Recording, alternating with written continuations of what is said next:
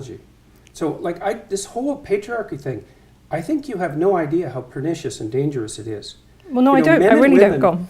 Throughout history have fundamentally cooperated to push back against the absolute catastrophe of existence.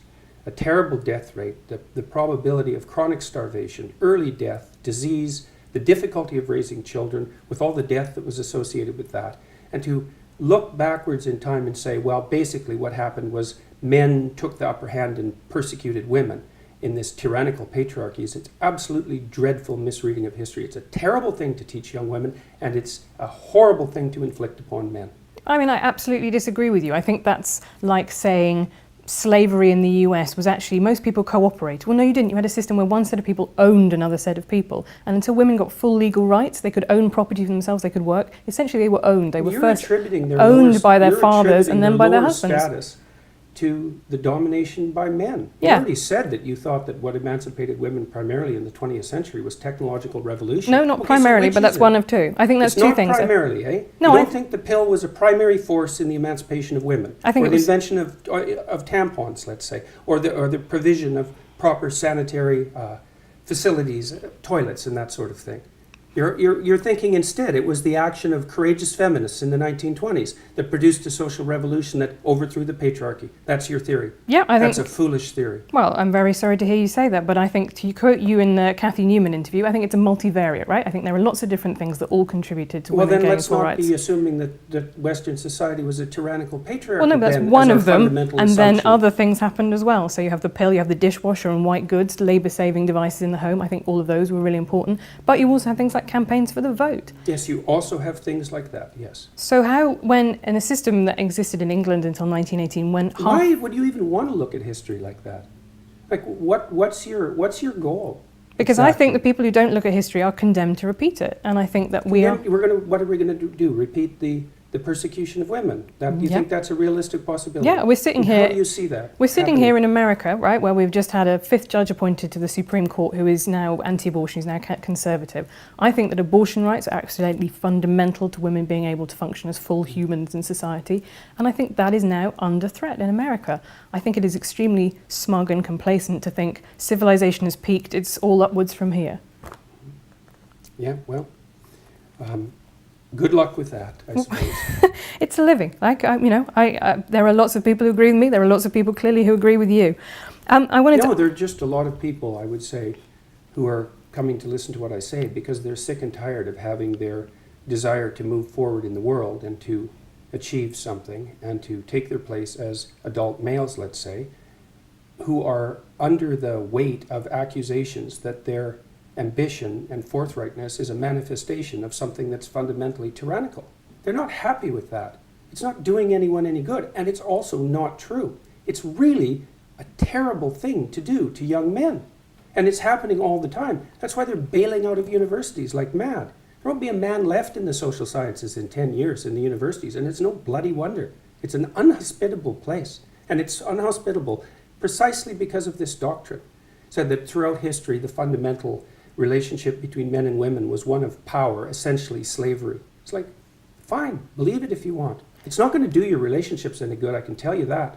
So. Okay, well, we'll see how that one goes. I'm currently married, but I'll raise it with him. I think the universities example is a really fascinating one because you talk in the book about the fact that now women are a majority on 2/3 of college courses in the US. I've also seen you saying, well, you believe in equality of opportunity, but not equality of outcome. Maybe women... It isn't only that I don't believe in equality of outcome, I think it's an unbelievably pathological wish and doctrine. Right, and it's very dangerous. History has demonstrated exactly how dangerous it is. Equality of opportunity is something that anyone with any sense would support, but equality of outcome, it's... So what's your problem with there not being... confused beyond belief to support equality of outcome. Okay, so what's your problem with there not being enough men in the social sciences? Perhaps women are just cleverer. Perhaps that's why there are more women at university, right? Under your doctrine. I don't think that, but that's I think the logical extension of your doctrine. It isn't the fact that there's an unequal distribution. The problem I have with it is that the reason that men are bailing out is because of the prevalence of the doctrine that you're espousing. That's the problem I have with it. It doesn't matter that much. They will bail out. I don't see any way that the universities are going to redeem themselves in the next decade. So, and maybe that will be fine, but I doubt it. We'll see. That seems extremely pessimistic when the numbers of people going to university just generally are going up. Yeah, well, that's not going to last for very long. Why not? Because it's too expensive, and the universities are doing all sorts of things that aren't acceptable. Mostly ratcheting up the price. So, and decreasing the quality of what they're offering, and playing into the hands of the people who are ideological acolytes of the identity politics routines, and playing postmodern stunts, and pushing neo-Marxism and all these things that are characteristic of the social sciences and the humanities primarily. See, this is where I find you fascinating to me, because you talk in these quite apocalyptic terms. I think that someone who will listen to that and think, wow, there's a really big problem. But what we're really talking about is some irritatingly postmodern professors and some students with blue hair and funny ideas about gender in a handful of courses around America and Western Europe. If that's what we were talking about, no one would have paid attention to me for more than about 15 minutes. So you might see this as some surface manifestation that's irrelevant, but that isn't how most people view it. It's certainly the case, too, that this identity politics battle of ideas was a determining factor in the last American election. If Hillary wouldn't have played identity politics, played cozy with the identity politics types, she would have kept the working class and she would be president now. So these aren't trivial issues by any stretch of the imagination. It's not just some kids having a decent time while they're being creatively rebellious at university. It's a much deeper problem than that. The doctrines that I'm opposed to are predicated on, well, one assumption they're predicated on, it's probably the primary assumption, is that the best way to view history is as the domination of a tyrannical male patriarchy, and that's true also particularly of the West, which is a doctrine I find absolutely unpalatable and historically absurd, biologically ridiculous, and ungrateful, among other things. Who's ungrateful, sorry, in that? Who is being ungrateful? Look at what you have. Right. You live in the best society that's ever been created.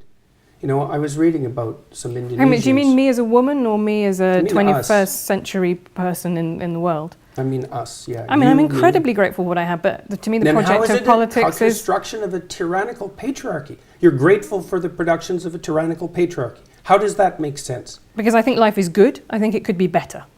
That's what being fine. a progressive That's a perfectly means. reasonable proposition. But I guess that isn't commensurate with your claim that you're the beneficiary of a tyrannical patriarchy. Why not? How can it be good if it's the consequence of a tyrannical patriarchy? Tyranny isn't good, is it? I mean, that's the definition of tyranny. Something that isn't good, and yet it's produced all these things that you're grateful for. Like, doesn't that contradiction bother you? Where did what was good come from? I think I'm benefiting actually from a lot of things that I don't support, that are unearned privileges in my life. I think that's absolutely true. Like your job? Like I have a very good job. I had a loving family. Well, I don't think that's going to do the world any good, is it? That's a hell of a fine rationalization for your privileged position. Oh, well, fair enough. But if you could trade it off with someone who's less privileged. That'd be a start. I could do that, but I don't want to, and I won't, and I don't think I should be expected to. Why not? Is it okay for you to occupy a position of privilege in the patriarchal tyranny? And if it is it because you're female, or is it just because it's convenient? Let me tell you my political philosophy. I guess I'm a social democrat. So what I believe is that you should, if you have a good life, you should try and pass that on. I believe in a progressive redistributive tax system, for example. It was once said by Lord Mandelson in British politics, New Labour was okay with people being filthy rich as long as they paid their taxes. Now, I'm kind of less okay with people being filthy rich. But Define filthy rich. Well, I think I would leave that You're probably in the top 0.1% of people who've ever lived on the planet.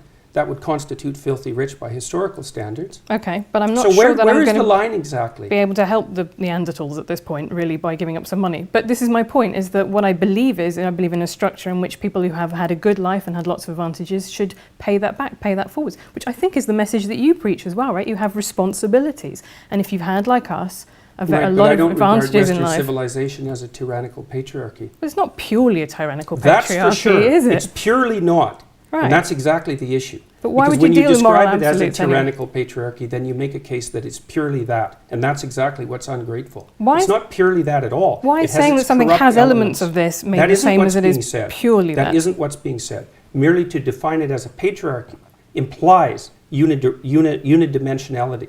And to insist that that's also tyrannical doesn't offer a balanced viewpoint at all. Well, I think that's probably where your disagreement comes with this, which is because I do not see it in that way. I do not see that as univariate at all. I see it as one Then element why of call many. it a patriarchy? Because it describes an overarching structure. Does it? Yeah. What if the patriarchy is fundamentally composed of women? Is it still a patriarchy? No, that would be a matriarchy. Would it? So let's say we take a patriarchal structure, like Yeah. the medical profession, and we fill it primarily with women.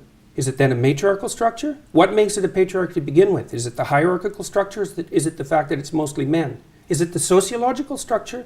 Or is it the fact that it's mostly men? Well, I think that's really interesting because male primary school teachers, for example, only 15% of them are men. And I interviewed some of them for my book. And you know what? They report exactly the same things that women do in male-dominated offices, right? They say, people have conversations that I feel excluded from. I feel stigmatized, like I shouldn't be here. People look at me askance when I say I'm a primary school teacher and I'm a man. You know, they kind of reel back. We all make those implicit associations. So if it is a structure that's dominated by women, then it's also a tyrannical patriarchy. I think in that case, then men have a way of, they should be able to complain about the fact that a very female-dominated office leaves them feeling out too. Yeah, feeling left out too. So how do we get something that isn't a tyrannical patriarchy? If it's composed of women, then it's a tyrannical patriarchy, and if it's composed of men, it's a tyrannical patriarchy. We're kind of out of options. Right, but, well, or you could have an office in which a blend of people of both So sexes if it's work. 50-50, then it's not a tyrannical patriarchy. No, not 50-50. I'm saying that people... 40-60. I'm saying that there is clearly, when it is only 15% of male primary school teachers, they do feel marginalised and excluded. So you think the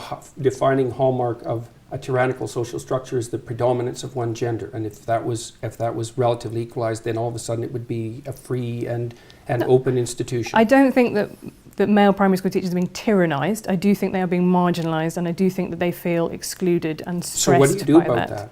Well, this is what I mean. I think actually, and I'm surprised you don't agree with me on this, that actually having more male primary school teachers would be a really good thing, because boys need role models, actually. People, particularly boys who don't have a father figure in their life, that's really important for them to have a stable adult who shows them what it's like to be a man around the place. Could be, but you shouldn't achieve it as a consequence of preferential hiring. No, I don't think it would necessarily need to be preferential hiring. I think it would probably be about making that job, breaking down the stigma to entering that job. I think teaching is a really interesting example. It was seen at the turn of... I worked in daycares when I was 18, 19. Right. You know, there were no men in it. And how did that make you feel? I loved it. Yeah. You know, the kids, I used to wrestle with the kids, which of course can't do now because everybody knows that would just be a catastrophe. And I used to draw them pictures of monsters and they'd line up for that. And I liked working with kids quite a lot. And I didn't care whether it was female-dominated. I've been in female-dominated my professions my whole life. Right, I think... I haven't felt marginalised as a consequence. Well, then you have been lucky, and I have talked to people who have might be luck. The opposite. Might be careful conduct as well. Explain that more to me. Well, why would you assume that it would be luck? Well, if I say that, you know, there is a statistical analysis and I've talked to a broad range of people, and, you know, you can always expect outliers at either end. Some people have had a really terrible time, some people have had a really brilliant time. Yeah, well, everybody else in the middle. One of the things that I've strived to do is not to become resentful. Well, okay, that's very good. I have